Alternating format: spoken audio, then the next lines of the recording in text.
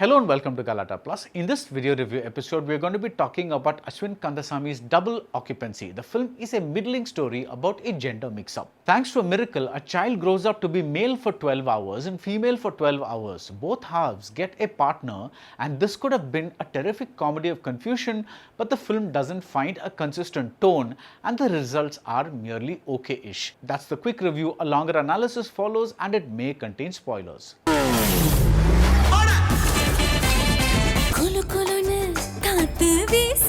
உங்கள் சத்யாவில் குளு குளு AC offer.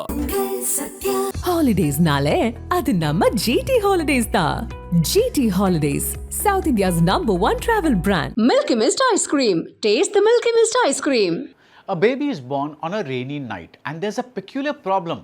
From 6 a.m. to 6 p.m. this baby is a girl, and from 6 p.m. to 6 a.m. this baby is a boy. So the name of the child Rajani isn't just because it was born on the superstar's birthday, but also because the name fits both genders. Double Occupancy is like the kind of body swap films we've seen in Hollywood, like Big, where a boy becomes a man, or Freaky Friday, where a mother and a daughter find themselves in each other's bodies. But the interesting twist in Aswin Kandasamy's debut is that the two entities occupy the same body but at different times. Imagine being a pretty girl wearing a floral print dress at 5:59 p.m. and a minute later turning into a man who's stuck in the same floral print dress. Full marks to Santhosh for playing this part in a culture where macho heroism and a savior complex is all the rage. The male version of Rajani even gets to use his bra as a weapon in an action sequence. This item of clothing is of course a leftover from the female Rajani that he was a few minutes earlier. Reshma plays the female version of Rajani. Are male Rajani and female Rajani the same soul because they occupy the same body? Are they technically siblings? What are the complications that will be caused and how will it all be resolved? Double Occupancy is refreshingly open-minded about gender. Male Rajani works as a bartender and he falls for Priya, played by Samyuktha.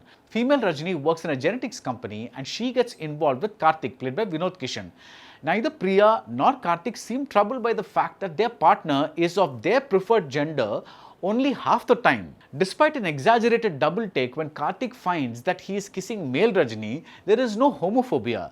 There is a relaxed new gen vibe and you wonder where this is all going. But the reason the film doesn't land is that it wants to be both classy and massy.